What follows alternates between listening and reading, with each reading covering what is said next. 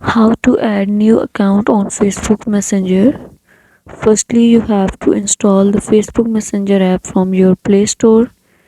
Now open the Facebook Messenger app on your Android. You can see the desktop of the Messenger like chats here, calls here, people and the stories here.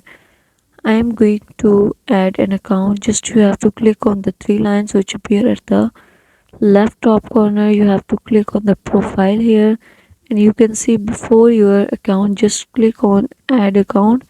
Before adding new account, just make sure watch the complete video and follow each step carefully to avoid forgetting anything and making mistakes. Just you have to click on add account here.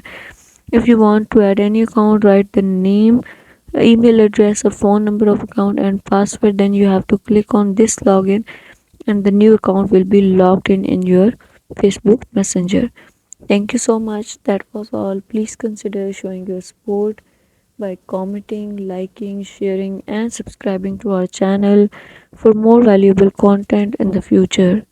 Your engagement is highly appreciated. I wish you very, very good luck. Thanks.